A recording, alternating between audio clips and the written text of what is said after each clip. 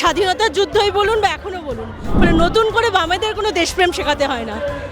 বামপন্থীরা সব সময় যুদ্ধের বিরুদ্ধে, কারণ যুদ্ধে কিন্তু ক্ষতিগ্রস্ত হয় সাধারণ মানুষ, গরিব মানুষরা। দেশপ্রেম শিখবো গান্ধী হত্যাকারীদের কাছে, সাভারকারদের কাছে। প্রচুর মানুষ আছে যারা চিরকাল আপনি দেখবেন যে আন্দামানের সেলুলার জেলে যদি যান তাদেরই নাম আছে, কমিউনিস্ট পার্টির সমস্ত মেম্বারদের নাম আছে যারা ভারতের স্বাধীনতা সংগ্রামের জন্য লড়েছিলেন। জাতীয় পতাকাকে অস্বীকার করেছিল, যারা স্বাধীনতার বিরুদ্ধে ব্রিটিশের সঙ্গে মদত করেছিল, তাদেরকে স্বাধীনতার মানে এখনো শিখতে হবে। আজ লাল ঝান্ডার ডাকে শান্তি এবং সম্প্রীতির মিছিলে জমায়েত হয়েছে এবং সেই জমায়েতের পাশাপাশি মিছিলে অংশগ্রহণ করেছেন একাধিক কমরেডরা। তবে একদিকে যেমন শান্তি সম্প্রীতির মিছিল, অন্যদিকে সমাজ মাধ্যমে যেন একটি নতুন ট্রেন্ডিং টপিক হয়ে দাঁড়িয়েছে বামেদের নতুন করে দেশপ্রেম শেখা উচিত। এই যে মূলত যে বিষয়টি দেশপ্রেমের, কি বলছেন মূলত আজকের এই মিছিলে যারা অংশগ্রহণ করেছেন অর্থাৎ বামপন্থীরা, তাদের কি বক্তব্য, চলুন তাদের কাছ থেকে জেনে নেব।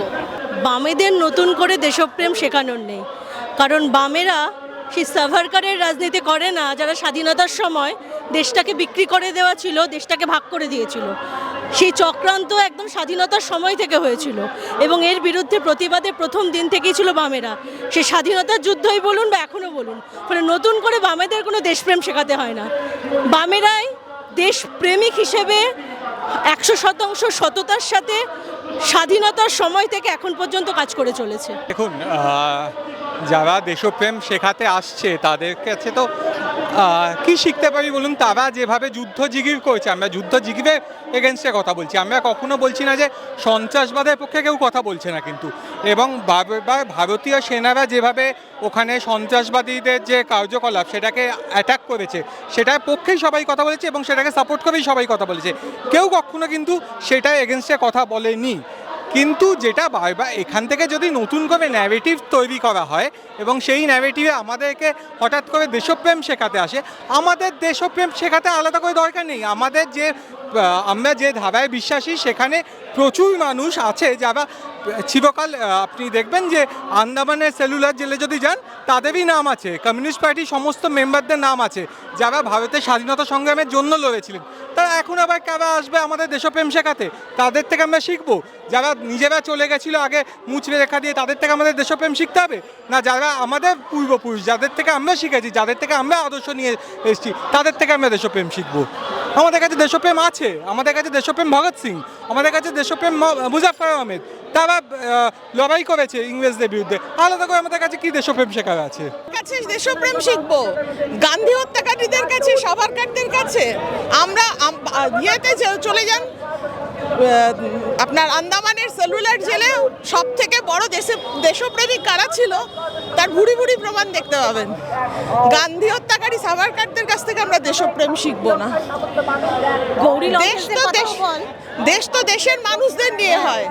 যুদ্ধ যদি দেশের বেশিরভাগ গরিব মেহনতি মানুষের জন্য হতো, আমরা যুদ্ধের পক্ষেই থাকতাম। কিন্তু যুদ্ধ হচ্ছে অস্ত্র বিক্রি করে যে সমস্ত শক্তি, তাদের সাহায্য করবার জন্য যুদ্ধ যারা করছে সেই শক্তির বিরোধিতা করছি আমরা। মানে যুদ্ধ তো করছে ভারত এবং পাকিস্তান, যুদ্ধ নামেই ভারত পাকিস্তান হচ্ছে। আজকে যুদ্ধ বিরতি হবে কি হবে না, যুদ্ধ বিরতি হয়েছে সেই ঘোষণা ট্রাম্প করে দিচ্ছে। ভারত যদি বিশ্বগুরু হয়ে থাকে তাহলে ট্রাম্প কোন অধিকারে ভারত পাকিস্তানের মধ্যে যুদ্ধ হয়েছে, সেই যুদ্ধবিরতি হয়েছে, সেই যুদ্ধবিরতি সম্পর্কে কোনো ঘোষণা করতে পারে? বৈদেশিক নীতির খামতি রয়েছে এখানে, আছে তো, ভীষণভাবেই আছে।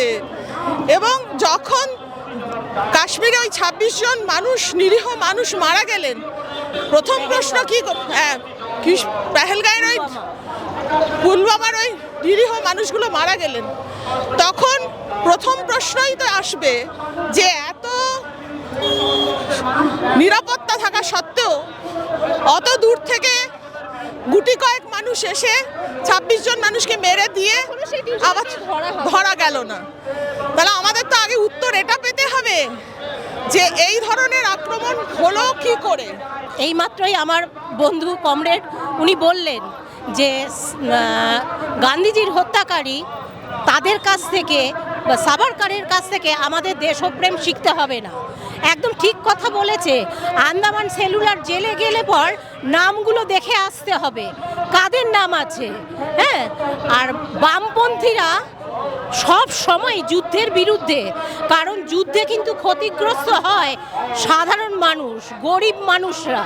হ্যাঁ, যদি আজকে যে পেহেলগাঁওতে যে ঘটনাটা ঘটেছে আপনারা চিন্তা করে দেখুন যে ওখানকার যারা নিহত হয়েছে তাদের পরিবারের লোকেরা বলছে যে কয়েক ঘন্টা ওরা আহত অবস্থায় পড়েছিল, হয়তো তাড়াতাড়ি যদি ব্যবস্থা করা যেত তাহলে হয়তো তারা কয়েকজন অন্তত বেঁচে থাকতে পারত, কিন্তু সেটা হয়নি।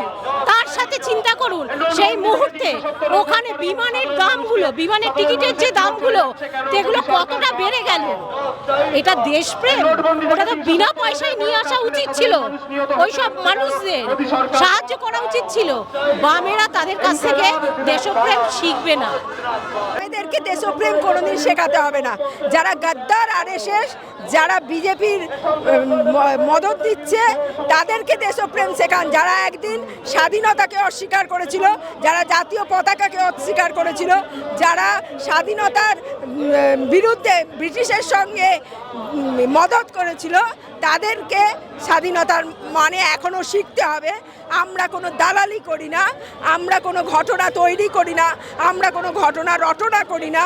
আমরা যেটা সত্য, শ্রমজীবী মানুষের স্বার্থে আমাদের লড়াই আন্দোলন ছিল, আছে, থাকবে। বামেরা সবসময় সত্যের পথে আছে, ছিল, থাকবে। বাংলা হান্টের আরও খবর দেখতে নজর রাখুন। বাংলা খবর মানেই বাংলা হান্ট।